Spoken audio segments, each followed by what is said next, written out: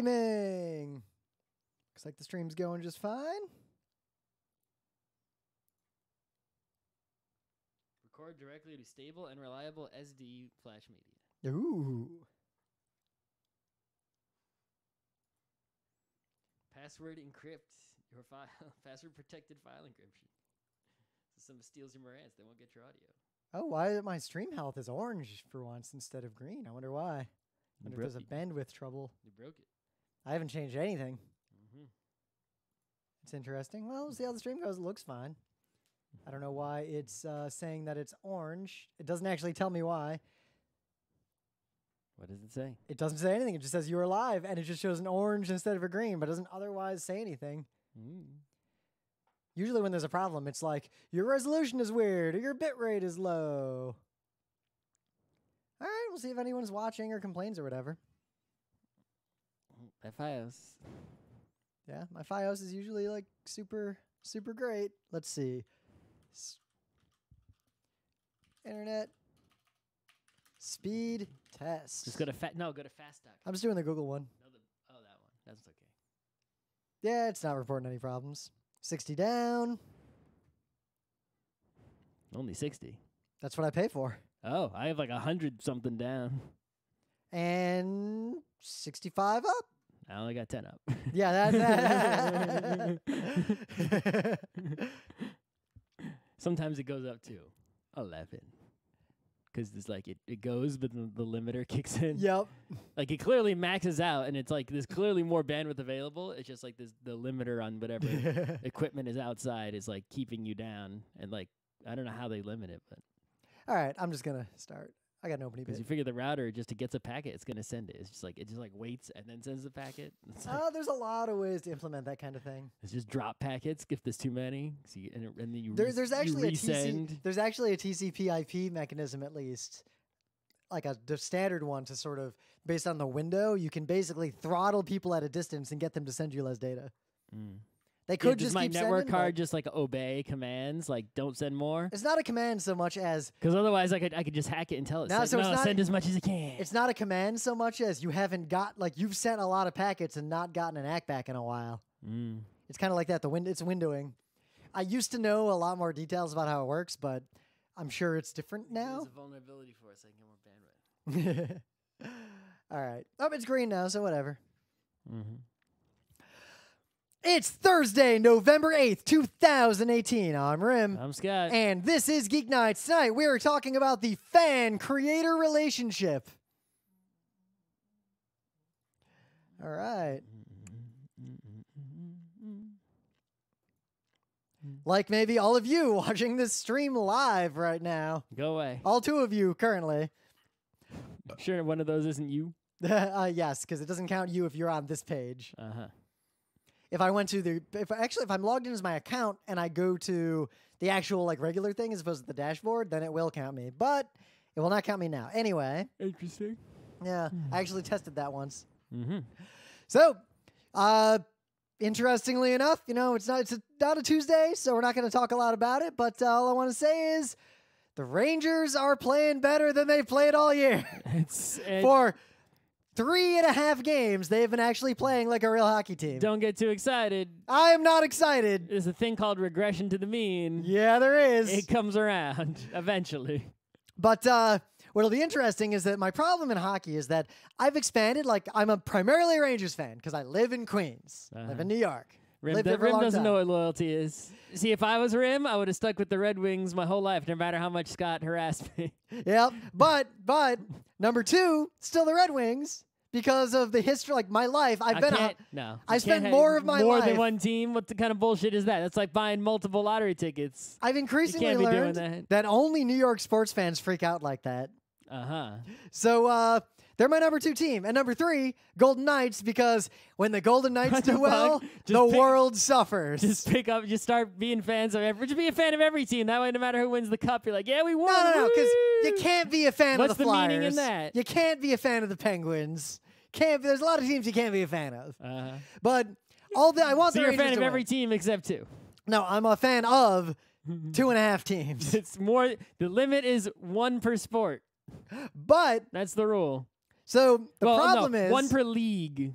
the Rangers were doing terribly this year. Yeah, because they're a bunch of kids. But thankfully, my backup team is the Red Wings, who are somehow doing worse. Because the Rangers are just like rebuilding their team, but they're not really rebuilding like the fundamental way they play hockey. Meanwhile, the Red Wings are actually completely rebuilding the entire system, like the way they do lines, the way they recruit, like everything is completely different. 2018 was a very bad year for all sports. Mets, bad. Giants, 1-7, I think, or were the Giants 1-7? I think they're real bad. I got so desperate that Emily likes the Leafs. I made the correct move of stopping watching football.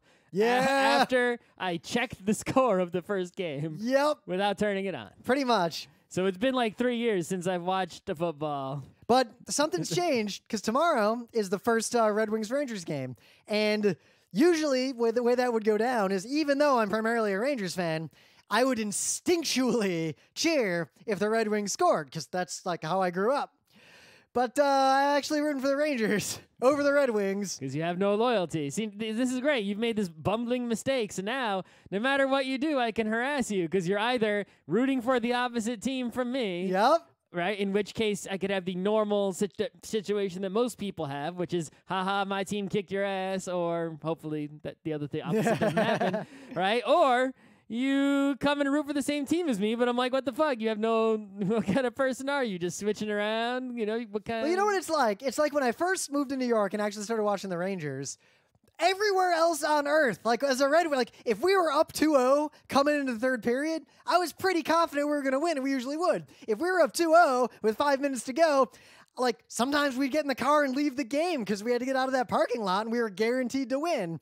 And somehow when I came to New York, Scott was like, 2-0 with 5 minutes to go means we're about to lose with an empty netter. That's right. And I didn't believe it, but now having watched the Rangers and the Mets for about a decade of living here. And the Giants. And the Giants. I see why Scott is the way he is. That's how New York works. Good fucking God. I feel like a Rangers 2-0 lead is what every other team in the league would treat as a 4-0 lead. Yeah, have you heard about the miracle at the Meadowlands? Other way around. The miracle at the Meadowlands was not a miracle in the favor of New York, and there's more than one of them. So, yeah, hockey's happening. I love hockey season. So we got some news. There's actually a bunch of news going on, like bunch of stuff going down. Yep. First and foremost, just to get out of the way, if you weren't aware, the election happened in the U.S., and it was actually good news. Like, the good guys picked up like 37 seats in one of the houses of our Congress, or one of the chambers of our Congress, the House, meaning I don't have to leave the United States, because that was one of my red lines. So now we got a whole bunch of bullshit going on. Like literally Dateline now, as we're recording this show, the U.S. is experiencing 2 different constitutional crises. So business as usual. Yeah, but it's starting to escalate rapidly. Like the thing that's going on now is a pretty big deal, and I'm curious to see what happens because it's entirely unrelated to voting. All that matters, really, is that even if we lost the House and the federal government, I mean that would have been bad. But yeah.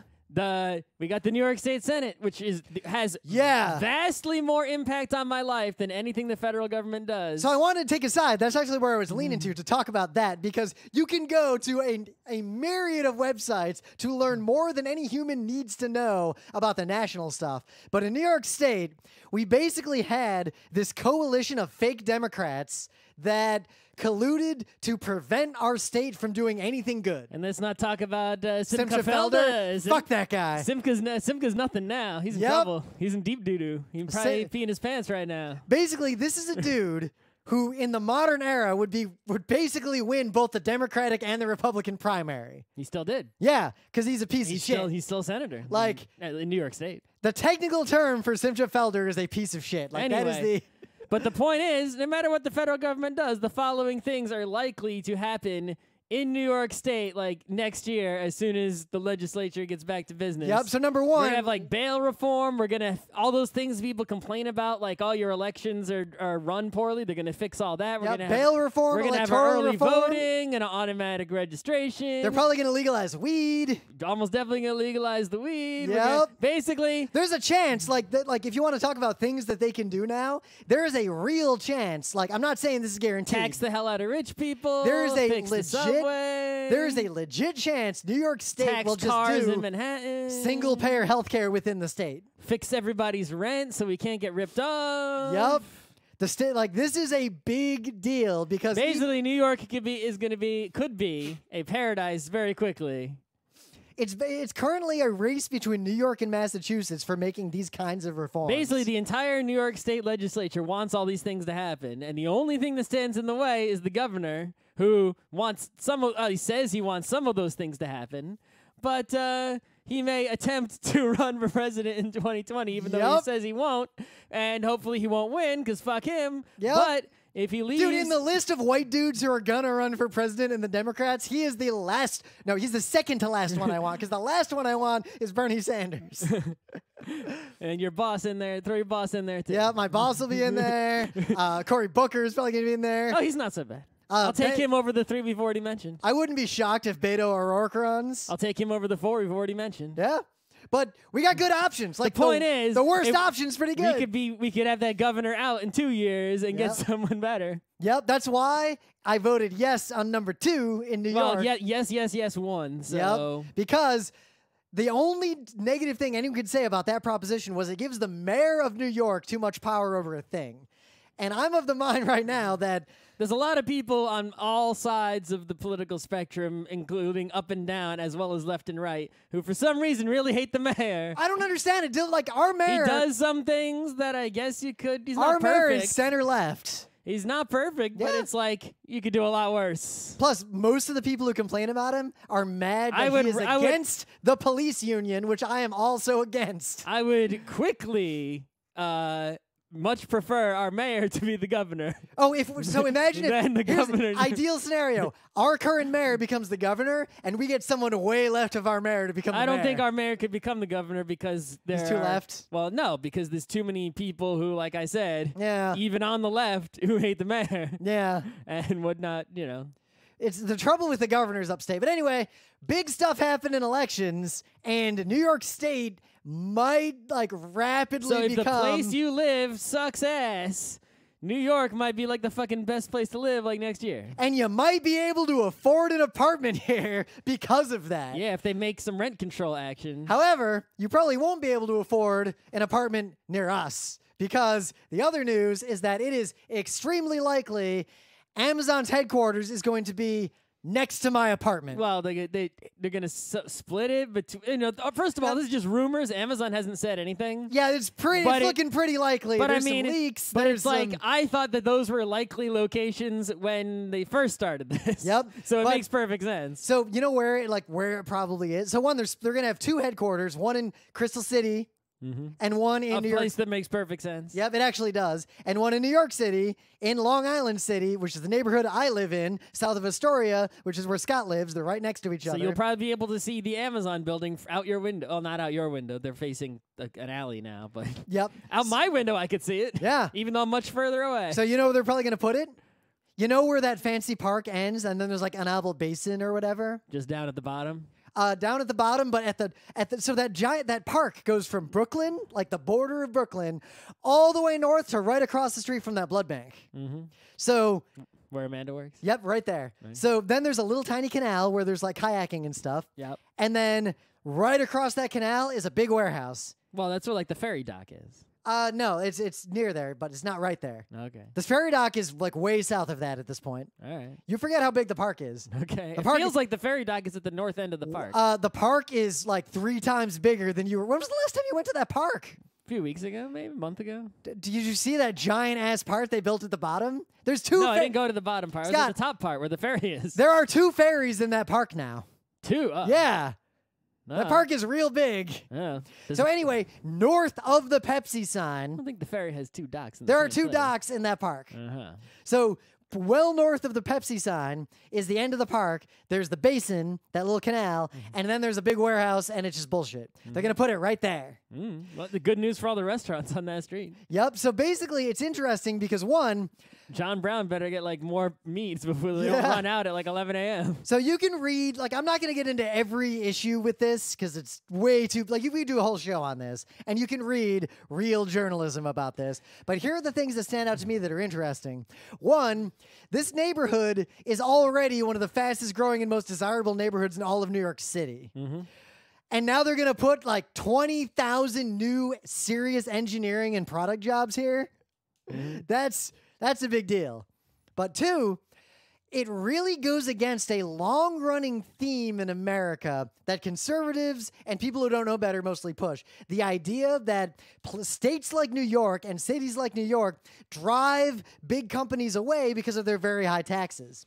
And what this... No, it doesn't, because all these companies get promised all these fucking tax breaks. But even still, they get fewer tax breaks coming here than they would going to like Bumblefuck. Well, that just goes back to what we were talking about 2 seconds ago, is that had we not turned over that New York State Senate, they probably might have gotten some big-ass tax breaks. But at least I know that my senator, who is usually right on just about everything, my state senator. Everyone who represents me has already issued some statement like, we're going to fucking tax Amazon. Is like, which may keep them from coming. We'll see. We'll see if they still come. No. Even with a state legislature that may not give them all the breaks they want. Personally, I think it should basically be unconstitutional to, like, without even amending the Constitution. I'm not saying we should amend. I think in Scott's interpretation of the U.S. Constitution, which is, questionable. So I don't want to get into that. I want to get into something. I think it's unconstitutional to give tax breaks to anyone, because that's not equal protection. The tax law should apply the same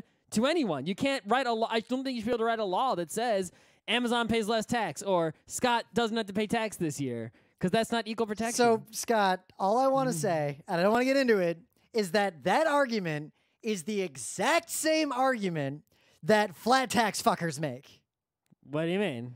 That everyone should pay the same percent. You can't have someone... No, because that is saying... Because when you make a progressive tax structure, you're saying anyone who has this much money. It applies equally to everyone who has that much money. This is specific. It's like Scott, Amazon. If they wrote a law that said all companies that are this big... If they tried to be stupid and were like, all companies that begin with the letter A and sell books online, no. So, right? Scott, that's just bullshit. That argument is the primary argument made by anti-LGBT people. How so? The argument is that marriage equality is not necessary because every man has the equal right to marry a woman. It applies equally. That's just semantic bullshittery. And also protected class. Companies are not a protected class. Anyway, I'm assuming that this is going to happen, and I'm assuming that the tax breaks are less than they would be somewhere else. But generally, there's a big reason why the whole argument that companies will relocate to Bumblefuck if Bumblefuck, like, hands over the lease to the land and gives them everything they want, is that if you put the Amazon headquarters in Bumblefuck, it is literally impossible to hire anyone good. This office has to hire like 20,000 extremely skilled engineers, product managers, etc. Well, most of those 20,000 are not going to be the highly skilled people. They're going to be, you need janitors, you need security people, you need maintenance people. Usually they just contract all that out. I'm just saying, you need a lot of people besides the high. There's not going to be 20,000 programming jobs. It's going to be like 10,000 programming jobs, some other 5,000 management jobs, 5,000 miscellaneous jobs. Something like some mix, right? So here's the thing. If you need to hire 10 good engineers who have a lot of experience there and skill, aren't 10 good engineers in Bumblefuck. You're lucky if you have one computer guy in Dude, Bumblefuck. there are, like, it's hard to hire engineers in a small city like Seattle. New York, they're all working at Amazon for more money. But the argument that companies will move where the taxes are low and that high corporate taxes in New York drive companies away seems to be pretty, like, solidly disproven by the fact that companies come to New York anyway, and even startups come to New York, and tiny companies and independent studios. It's just lies spread by corporations. Yeah, because the reality is, if you, like, say I need to hire compositors, editors, video people, and, like, someone who knows some, like, obscure bullshit, New York is a city where you'll probably have 100 people applying to those jobs, no matter how weird they are. The other thing I have to say about this is thanks Satan I live in a rent-stabilized building or I would have to leave. Yeah, I'm rent-stabilized. The rent board decides how much my rent goes up every year. And every year people go there and protest and say, make the rent go down, because they can. They could say, rent down 100%. Everyone's rent has to be zero who's stable. They could do whatever they want. They could. It's just a board of people who decide, and they listen to tenants and landlords yelling at them, and then they pick a number. And that's how it works. And my rent moves exactly according to their dictate. The other crazy thing about this is that the reasons that were cited Free market be damned. The reasons that were cited for Amazon going to Long Island City, there was one in particular that really stood out. And it basically said it's super close to Manhattan and has excellent subway access. And all I want to say is that if the train runs, it does. But not when you add thousands more people to it. So the only subway that's actually there, really, is the 7 train. Is the 7 train. That is already today running at literally 200% capacity. I get on the train when it's already completely full by personally, physically shoving people. Because it comes all the way from distant Queens, where it's cheap to live. Well, so relatively cheap to live. So every morning when I'm on the train, slightly, and I am 2 subway stops away from where they're going to put this office. So I get on the train. It's already like 99% full. Now it's literally completely full. There's no way for a single human being to get on it. I don't think that will matter because if you're working in that office and you live in LIC, you're not going to take you're just going to walk to work. But some of the people they're going to hire are going to live in Brooklyn or Manhattan. Why would you live if you live in Brooklyn or Manhattan? Dude, it is. You realize, Scott, it is cheaper to live in northern Manhattan than to live here. Well, very by northern, a lot. Very north, but then not as far northern as you think. Yeah, but if you're in northern Manhattan, the 7 train is not the way to go. And also, you're taking the 7 train in the reverse direction from that full train. Dude, it's full in the reverse direction these days now, too, because a lot of people work here already. JetBlue's headquarters. The 7 train from Manhattan coming here is full in the morning? Yeah. There's a lot of people coming to Long Island City in the morning. The only way to fix that train is to literally build more trains, like more lines. Tunnels. So, or bridge. Well, you want to get into the details. We need more tunnels than just the Steinway tubes, which are basically cast iron tubes that are over 100 years old. Well, we can just tax Amazon and use the money to pay for a tunnel. So, in some other news, what do you got? All right. So, this crazy thing happened, which I still don't fully have a opinion on all the aspects of it yet because it's so complicated. Yeah, it's rare that I see a situation like this. So because it's so complicated, it's fascinating, so I have to talk about it. Yep. So here's the deal. There's a game called Red Dead Redemption. I don't know if you've heard of it. It's basically Grand Theft Auto made by the Grand Theft Auto people, but with a Western skin, like horses instead of cars. Yep. It's otherwise effectively the same exact fucking game. And the second or third one? Third one. A new second one, Scott. A new one just came out. It's 2. There's only been 2. Okay, a new one just came out. That's what matters. It's as far as I can tell, it's the same as the old one, only new graphics, new plot, new whatever. Right? I haven't paid any attention because it's a garbage game I don't care about. But anyway, so the old game, the first edition, had some stuff in it that was unseemly. Like, since this is open world, do whatever you want game that's made by the GTA people, you could do stuff like tie up a woman and throw her on railroad tracks to get run over by a train in the old one.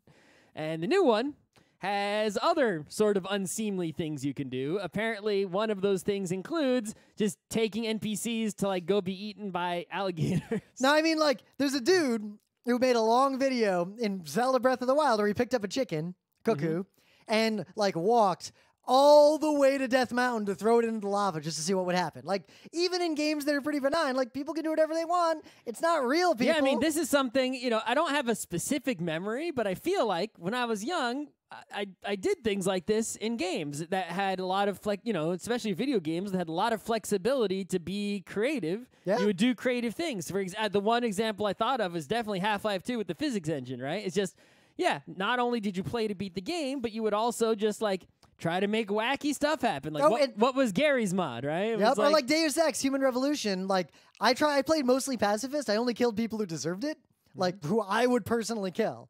But every now and then, like a couple times, I just saved my game, and then I played the game of how long can I be a menace before the police actually deal with me? Yeah, no, in video games, right, that allow you to do a lot of crazy different things, and are very flexible. How many of you nuked the town at least once in Fallout? Right.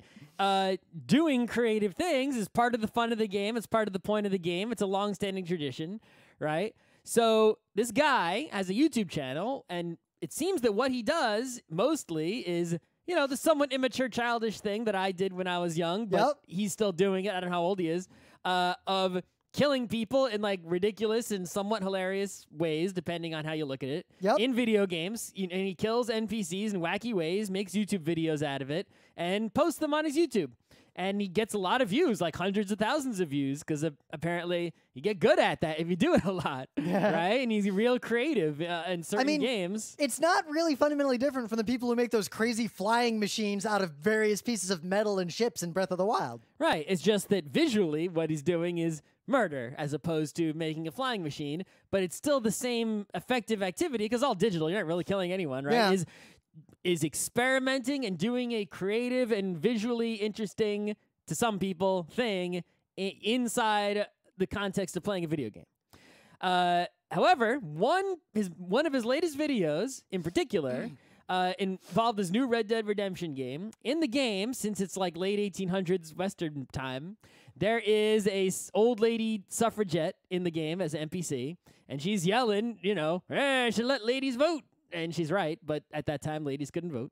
And apparently, he was trying to shop in the shop. This is what he says. He was trying to shop in the shop, and this lady was really annoying, which I could believe an NPC yelling would be, annoying in a video game. So he took her out to be eaten by the alligator and made a YouTube video out of it. Yep. And you can see how that's different from sort of hilariously killing a generic bad guy, right? Is like now it's like a specific person. There's also something to be said for why did the people who made this video game made the suffragette so annoying? Yep. What are they thinking, Rockstar? Yep. Well, this is the thing. There's a lot. There's a lot going on here. There's a lot of situations like this where, in another context, it would be default benign unless there were evidence to the contrary. But in the video game industry, it's basically default malevolent unless there's evidence to the contrary. Right, and that's how this fucking industry is. Rockstar put a character in the game, made them annoying, and allowed you to feed them to an alligator and murder them in other hilarious ways. And also, this guy did it. And not only did he do it, he made a YouTube video out of it, which is not something that we could do back in our day because we're such old fogies. We probably would have. Probably. I would have. Probably. But here's where this starts to get a little more problematic. Irrespective of what his intent was, because that's a whole discussion in and of itself. Right. His YouTube account was shut down because of this video. And simultaneously, even if he had no ill intent, the people who seem to be fans of that particular video were fans of it for very fucked up, shitty reasons. Oh, yes. As opposed to all the other videos he made, which they didn't seem to care about at all. They cared about those other this one. videos he made do have lots of views, just as many views as this one. Yep. But the people who were so angry that his YouTube got shut down, right, were definitely, not the opposite of feminists. Yep. Right, we could say. Right, but anyway, YouTube, I guess, saw the error of their ways, or at least believed that it was an error. At least they believed it was an error. I'm still not sure. And they put his account back up with all his videos. But this is I got a lot of question marks on this one. Yep. Well, here's because we're not. Because the dude also has prior lots of videos of killing Nazis and Klansmen and other things in video games in the same way. And those also have tons of views. I mean, the one he uploaded after the account got restored was Hitler gets punched off a cliff. Right. So it's like this particular guy seems to it appears that he just likes killing NPCs in hilarious ways in games. He was perhaps taken off YouTube unfairly. But simultaneously, there is some blame to be laid in the game makers for making games where these things can happen. But also, there are fans who are misogynist pieces of shit. So right? It kind of gets into our main bit. At what point is a creator, irrespective of their intentions, responsible for the behavior of their fans based solely on their fans reacting to the media and not anything outside of the media? Mm-hmm. And that's a thorny topic that we can't get into because this is just the news and it's time I don't have answers on this one. Yeah, I got... it's just so fascinating. You gotta think about this. I'm mulling it over in the brain. So it's let it swim around your noggin in this situation. But I gave it's hanging out in the think meat. The think meat hasn't finished thinking. Mm-hmm. But things of the day. So Scott has... among many annoying qualities, the most primary annoying quality Scott has. Oh, really? Yours is making annoying noises on purpose when you know they will annoy people. Yours is that the first thing you ever kickstarted is this fucking really bright flashlight.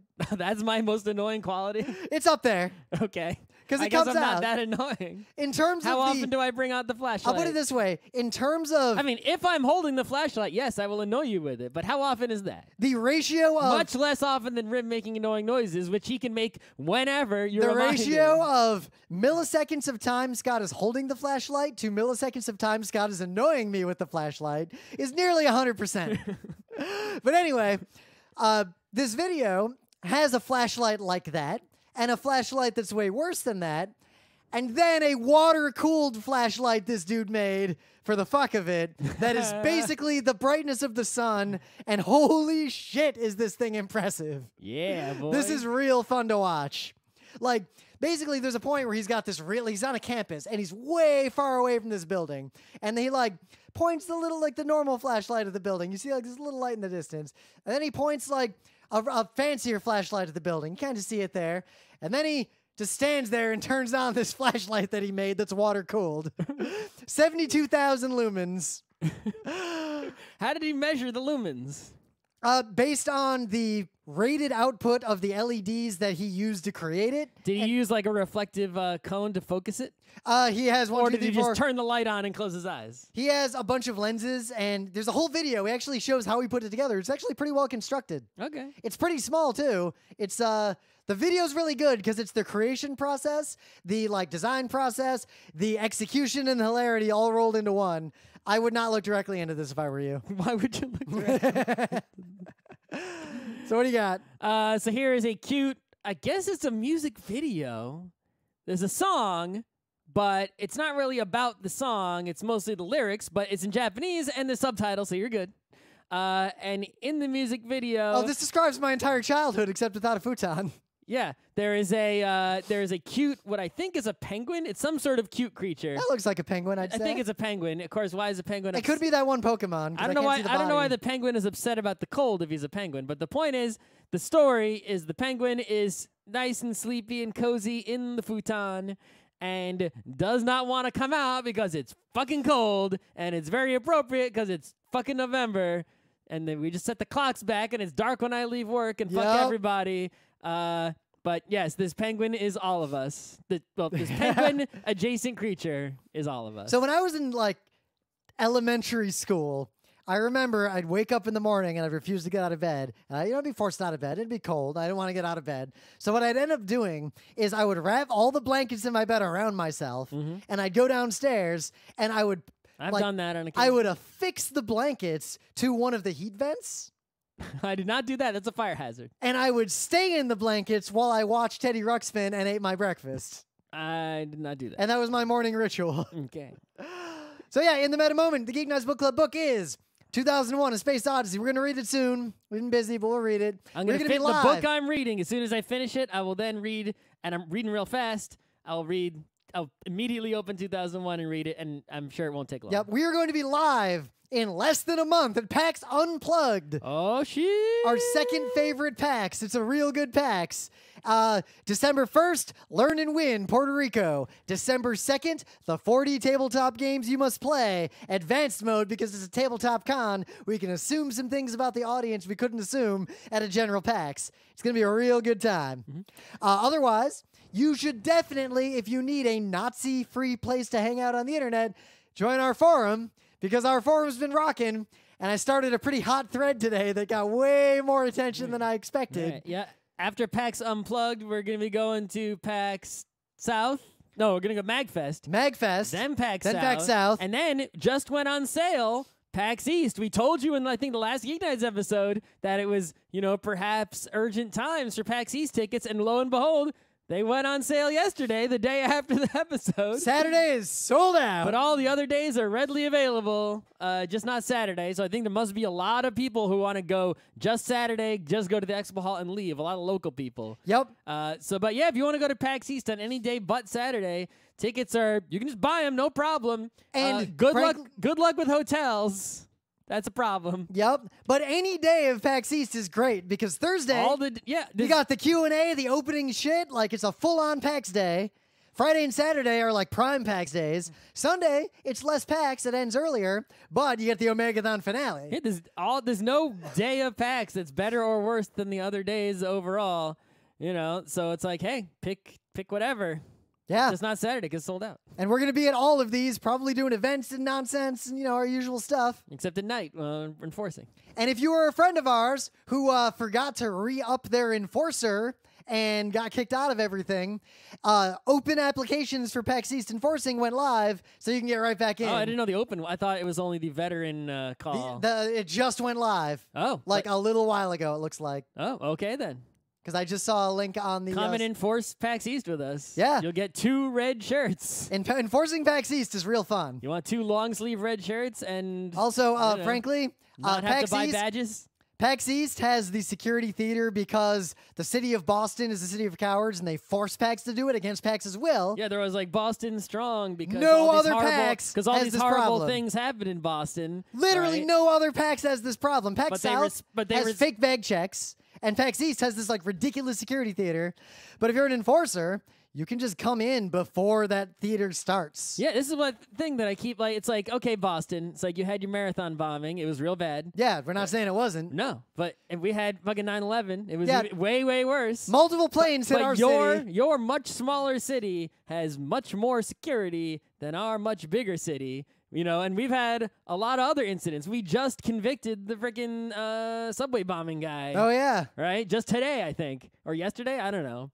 It's like we didn't go crazy with the security. Why is PAX South has the Boston problem that more of a fortress with their public events than New York is? PAX South has the problem that people who live in that area tend to have guns and try to bring them into places, and yet the security at PAX South, which is the second worst security of any PAX, is literally people who pretend to look in your bags but don't actually. The bag check at Boston events is more secure than the bag check at Madison Square Garden. Yep, the Boston security is which does have a bag check and metal detectors, but it's way breezier and less give a shit than the metal detectors and nonsense at Anime Boston are actually the only reason I stopped going to Anime Boston. Madison Square Garden manages to get like 20,000 people into the building within like under an hour. Yep. Right. Meanwhile, PAX West, just walk in. Mm-hmm. Like, there's just a few nice old ladies, like, looking for your badge, and that's about it. Yep. Anyway. So, yeah, let's get on to the main bit. So, 2 days ago, we did a show about Roland Rights, and our news was a pretty innocuous thing about how a bunch of man babies freaked out that a game company announced a game that wasn't targeted at them, but was, in fact, targeted at other people. Mm-hmm. And, it started a surprising argument in our forum of people who are weirdly supportive of the man babies. But we're not really talking about that.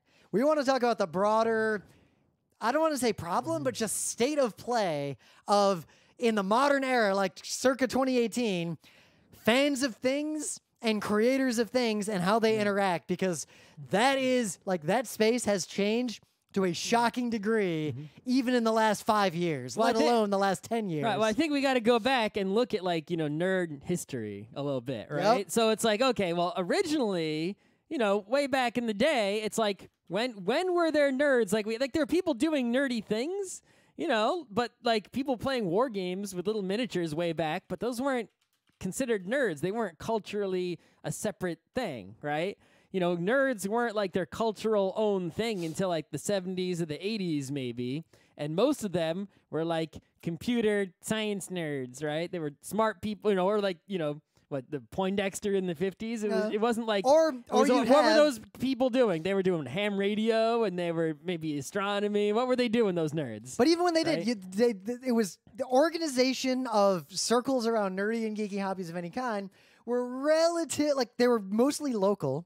And when they were larger than that, it was very slow to organize and disseminate information. Well, also, what I'm saying is, all those nerds up until maybe like 70s, 80s, 90s, right? The prior nerds were people who were just smart. That was and they were culturally uncool, supposedly, at least in pop culture. And they were people who did things, like they made stuff. Right? Like the term hacker comes from the MIT Model Train Club because they were underneath the trains hacking away. Right? That's where the term hacking comes from. If you did not know, you can look it up. I guarantee I'm right. They were making something, right? Model train is an active creative hobby, right? It was in the 70s, mostly 80s, 90s, and I know this history because I fucking lived it, that nerdery moved more and more away from a creating being smart thing to a I wouldn't consumer necessarily capitalist say thing. we have to. I wouldn't necessarily conflate the two, creating and being smart. There are people who create very evil or unsmart things. That's not what I'm conflating. I'm trying to avoid your weird value judgments here. I'm moving until it's time. Nerdery moved away from things like being smart and creating things to consumer capitalism. Right? Well, I think being a nerd today is collecting stuff, buying stuff. Look at what happened with comic books in the 90s. It used to be a thing. Let's get away from nerd or right? geek and talk more about fan identity. Those are the same thing. Yep, because nowadays a lot of nerds are, or like geeks, are just fans. Now there were like Trekkies or Trekkers, like all the Star Trek stuff in the late 60s, early 70s, and like people who were fans of Doctor Who, like that culture was there. Yeah, and you look at like the 70s, 80s, and 90s. Yeah, when it like look appeared. at all the creepy ass emails that Asimov would get. Yeah, I'm saying comic book guy, right? He came about 80s, 90s is when comic book guy became a thing. There was no comic book. If you tried to bring Simpsons comic book guy to the 60s or the 50s, that would be an unrecognizable character. Yep. Because comic book stores didn't exist. They sold comic books in grocery stores to kids. No one was collecting them really. Maybe like one or two weirdos, right? It wasn't until like speculation came about. But even then, because of the cost of the means of production, the creators were mostly corporations and professionals who had a significant distance from the fans of the thing.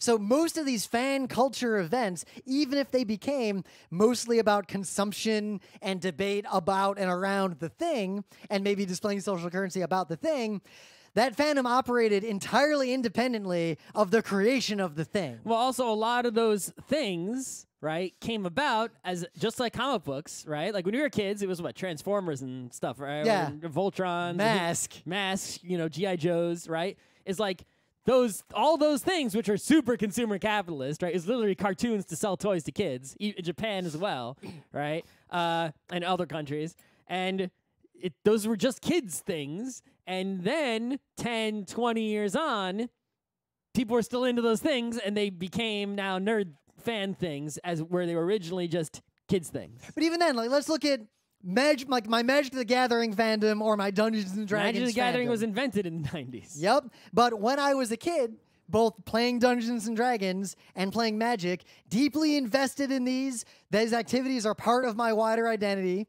At the same time, I had no access to the people who created Magic the Gathering or created Dungeons and Dragons. Right. So this is the two-step thing, right? So there's the move from nerdery being a creative thing to a consumer thing, and then there's the suddenly consumers can now have the internet and can now talk and post and complain and tweet at companies. Yep.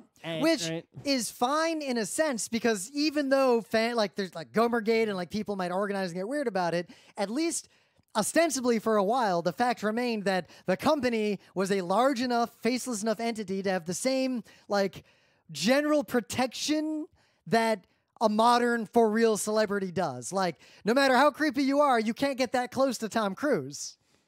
Like you can't. Why would you want to? Ew. But let's say you're obsessed with Tom Cruise. It would be very hard. If I was obsessed with Tom Cruise, you would join his crazy cult. But I couldn't get that physically close to him. There's no way for me to call him on the phone. There's really no way for him to in any way know I exist. And no matter how crazy my rants are out there, they're not going to get to him personally. They're going to at most get to like a PR handler who aggregates this into a sentiment that his social media team is going to use to craft his image. But then another revolution happened, and that revolution was I can just live stream something on YouTube. And there are people who live stream shit on YouTube who now became, like, they have fandoms that are very big, but they're still just individual people who, while they are now famous, they do not have, like, a corporate team to distance themselves from their fans. They don't have the tools to deal with that situation. And now we're in a modern world where people create things. There are fans of those things. Those fans can like show up at the front door of the person who created the thing. And those fans are so organized and so mobilized with social media that they can actually start to threaten and interact directly with these big faceless companies despite those protections. Right.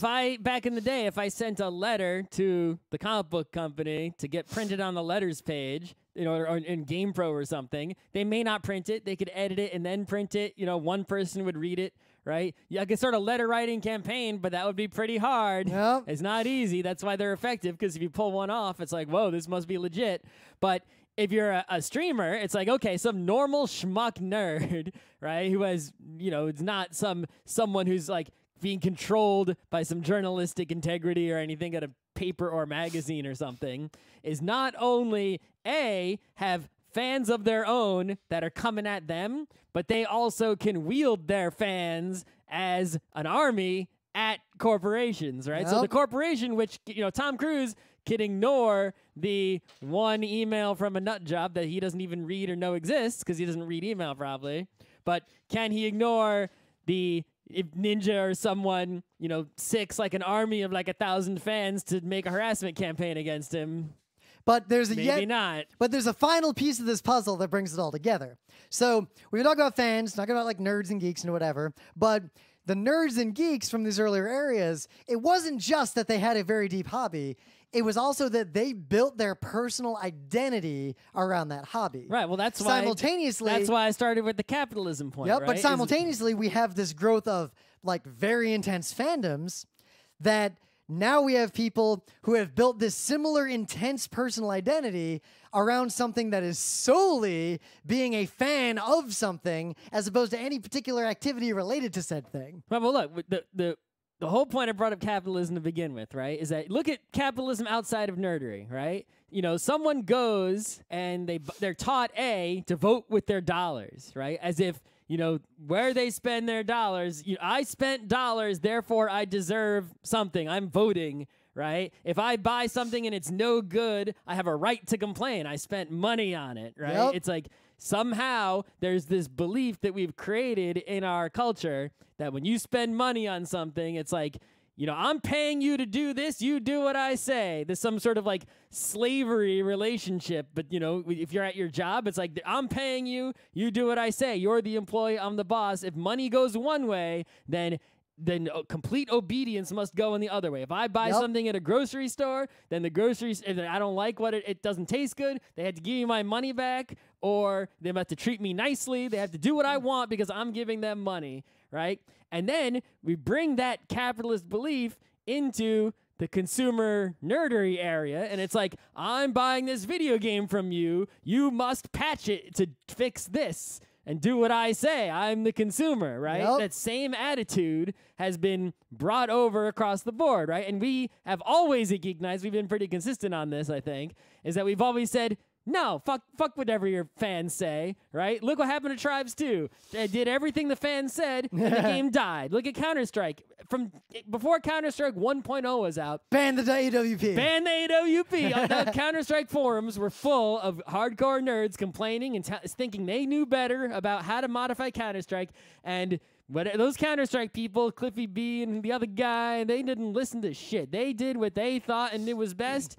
And is Counter-Strike the #1 game right now? No, Fortnite is. But it was for a long goddamn time. It was for a long goddamn time, and it's still a relevant game today because they did not listen to their fans, right? I was actually I listened to part of a podcast today where our friend Luke Crane was on it. Oh. Right? And they were talking about how, like, he was talking about how at Kickstarter he hired someone who is not necessarily deep in the games world, because he's like, well, we already have a person who's deep in the games world, right? But he's like, do you need to be, just because you played a lot of games, right? Does that mean enough to work in games, right? He's like, I eat a lot of food. Yep. Does that mean he's like, I eat food multiple times a day. Yep. I love eating food. I have watched Does that mean you could be a chef? Scott, Does that mean you know better than a chef? a lot of ice hockey, and so have you. I can't even skate, right? I know, So being a consumer of a thing provides you absolutely no qualifications in terms of judging how the thing should be made or being able to work in the industry that produces that thing. But because fans have taken this like nerd culture over to the point that the fans feel like it's the thing they're a fan of is such a part of their identity that they assume they are experts on the thing. Mm-hmm. So all that said, Well, I mean, even sports fans have been calling into sports radio thinking they know how to run the team better. Fire the coach. Right? It's like, that's a long tradition of fandom. It's like, I'm buying tickets, you better put a good, right? It's that same attitude, but because nerdery became a consumer thing, that has been brought over as well and is mixed with the nerd culture. So where we are today as a result, and I guess we can just pick different specific points from here until we get hungry and run out of steam.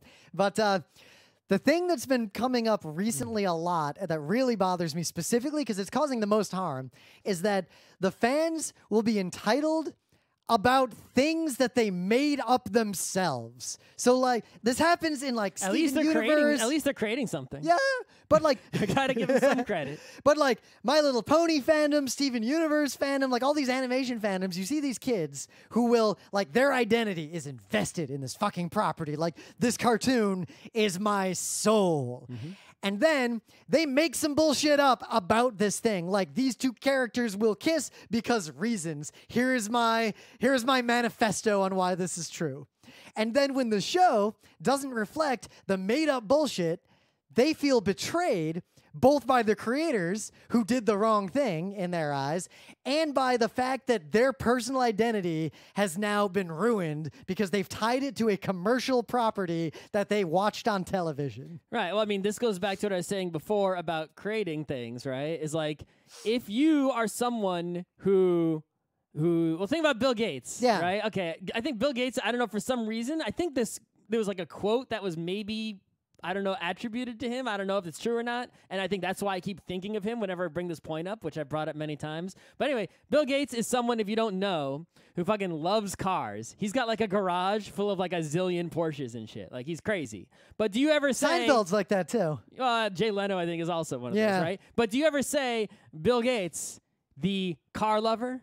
Mm-hmm. Do you ever say, it's he loves to play bridge. He's huge on bridge, right? He plays bridge. Do you ever say Bill Gates, bridge player? No. You say Bill Gates, founder of Microsoft, once richest person on earth. That's what his identity is, right? Because he did something, he accomplished something, he made something, that overrides all the other things that would normally be his identity, right? So look at me. It's I like Mega Man, right? But do you ever say, Scott, Mega Man fan? No, it's Scott, GeekNights annoying podcast asshole. Yeah, right? well, Because I don't have to make something good. You just have to make something, and now that becomes your identity. If you are, it's well, even I make X, I do X. There's a lot of lines there, but pure passive consumption as primary identity, I think, is a very dangerous combination. That's what happens to somebody. Gaming is a middle road because gaming is doing. There's consuming, doing, making, right. And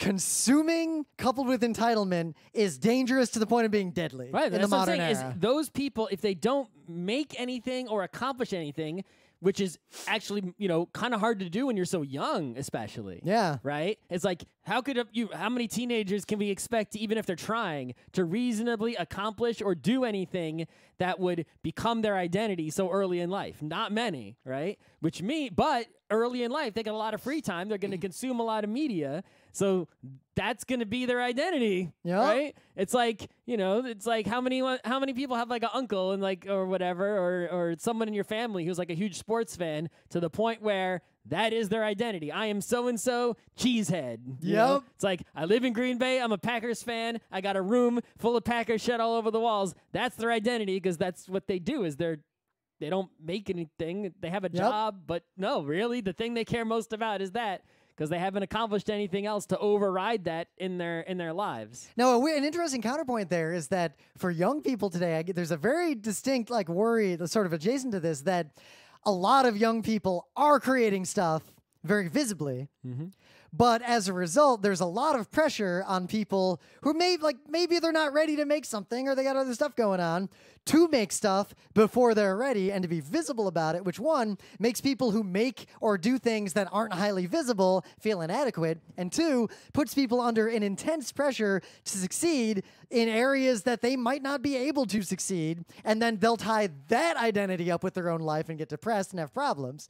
GeekNights is moderately successful, but at the same time, we have money and we just fund it. Like, I don't need you to watch for me to keep doing this because I can afford to eat independent of Geek Nights. And I don't care if you watch it. I do. Okay. Yeah. But because we're makers. You're making right here. We're making stuff. Yeah, I don't need people to. I can make stuff and enjoy making stuff without anybody seeing it. Yep, but I feel like I'm happy to make wooden chairs at a roadside shack and have nobody buy them. But I guess I worry that the performative making stuff of the modern streaming culture puts an intense and new pressure on generations younger than us to do similar things instead of less visible making pursuits. Another thing that's going on, right, is that it used to be, right, that the only people who made stuff were the big time publishing giant companies, right? Yeah. Now what does it cost to make Geek Nights? $10 a month, $4. Oh, you know what? $0 a month. You can host a podcast on Patreon for free. Or SoundCloud. Yeah. Anyway. $100 a month for Adobe Creative Cloud, $100 microphone, you're good to go. Anyway, the point is, nowadays, I think this really became first visible on the internet, at least most visible on the internet, with open source software, but to other people who weren't in that community, with the webcomic people. Right? It's like if you're a webcomic and you had fans, those fans would be like, why is there no comic today? They weren't even paying the money. Yep. They didn't even have that capitalist relationship of money. How paying. dare you not draw the free picture for me on Tuesday like you didn't even promise you would? Right. It's like that's some of the earliest instances I can remember. I remember that. Like, not that we're super fans. There's a lot of issues with Mega Tokyo, but irrespective of any of that, the fans of Mega Tokyo were real shitty to that dude if he didn't put up a comic. Yep. Penny Arcade, too, they used to get a lot of flack. Of course, they never failed to put up a comic. They never missed a comic ever. They'd get flack for not doing more than they were already doing, even though they were 100% consistent. Anyway. But yeah, it's, this sort of thing where it's like, I'm consuming your thing, and the other thing is you get these communities, right? And the communities form around the things that you're consuming. Right? Yeah, but now as a creator, am I responsible for the health and safety of a community that formed independent of me around a thing I happen to put on the internet? Right. It's like, and here's the thing, right? There's like two big things that go on with communities. One is a community forms around a thing because it started because people were consuming the same thing. Say Star Wars. That's the biggest, right? Yep. There's people who are consuming Star Wars in some fashion, so they end up adjacent to each other because they're buying the same thing or looking at the same thing, and then they form a community, right? Is Star Wars people who didn't attempt to make that community, are they responsible for it? Somewhat, because the product that they're making is somehow influencing that community. But at the other side of the coin, look at what happened with the new Star Wars movie, where the shitty fans of Star Wars, who are basically racist and or misogynist, freaked out about the media being good. You usually don't see someone who's only one or the other. You ever see someone who's like misogynist, but absolutely the opposite of racist? Yeah. Or someone who's racist, but is like super women's right? Yeah, like usually if you peel that onion back, they're both in there pretty quick. It's like, I feel like it'd be really hard to be one and not the other. Well, let's put it this way. If you know anyone like that, let me know. It's real hard to put any responsibility on the creators of current Star Wars for the shitty misogynists who are fans of Star Wars who are mad about what they did. Yet, the media directly triggered those shitty people to be shittier.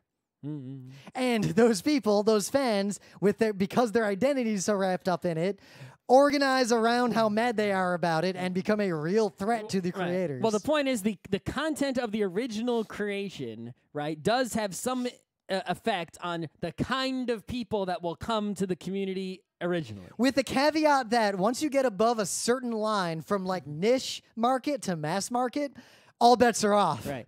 The second thing is that this is what I see as a problem, as the main cause of most, especially in nerderies, of conflicts within communities, is people come to the same community for different reasons and like the same thing for completely different reasons. So you might have two people who both play this board game, right? Pick whatever board game you can think of. And Candyland, let's go. One person, let's do Netrunner because that's way easy. All right. One person comes into Netrunner because they're all about that cyberpunk theme and they love storytelling and how when you play the game, like a cool cyberpunk story, evolves and comes out, which does happen if you play Netrunner, right?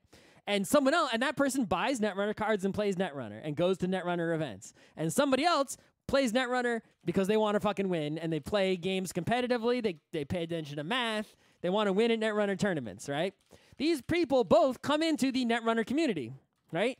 Those people have nothing in common. They basically they might as well be fans of completely different things. They don't actually share anything, but now they're in the same community space together because this one consumer item is sort of serving both of their interests, and they've come together, and they will conflict if they happen to play a game with each other. It will not go well. Now this got to the point to Star Wars fans. I am a fan of Star Wars. I like Star Wars. I would never interact with a group dedicated to that fandom under any circumstances. Right. Yeah, and there's plenty of this. There's the what do they call the something 38? They make the cool costumes and stuff. No. Right. They're in it for these cosplay reasons. But meanwhile, there's the other people who are making robot real R2D2s, right? And they're all programming and making robots and shit. And those people could probably get along and have fun together. Yeah. Right. And they probably bring the R2D2 to the cosplay event. Those actually probably aren't too distant as the enjoy the theme and enjoy winning example. Yeah. But the point is, maybe someone who's way into Star Wars, the card game, right? Yep. Would not get along with the people who are into Star Wars. Here's a BlizzCon example. The people who are into World of Warcraft for the lore and role-playing versus the people who are into it for the grindfest and the raids. Those communities don't overlap that much. No.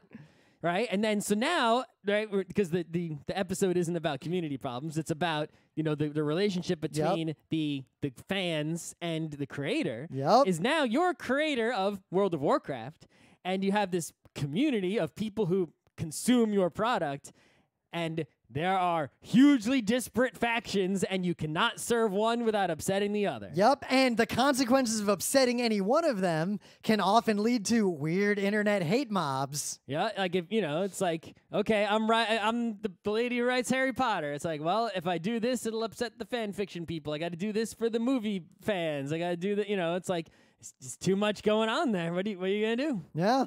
Right? No matter what you do, someone's going to yell at you and be way mad. And you can hear them because it's 2018, and if it was 1918, you would never hear from anybody unless they wrote you a handwritten note, and you get 2.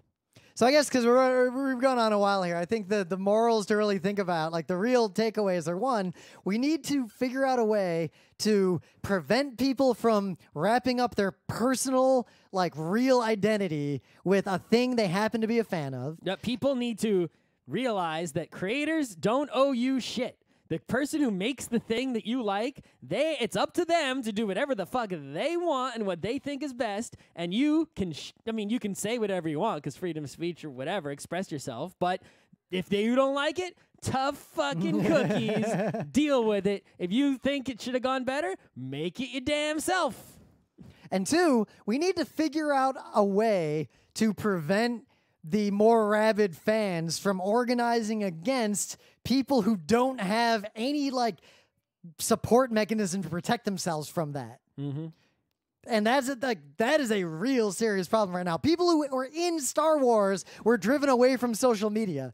You think those people don't have protective networks already? And still they're driven off of social media by these rabid, horrid fans. Right. There needs to be a way for people to live their lives in, creating and putting out public art.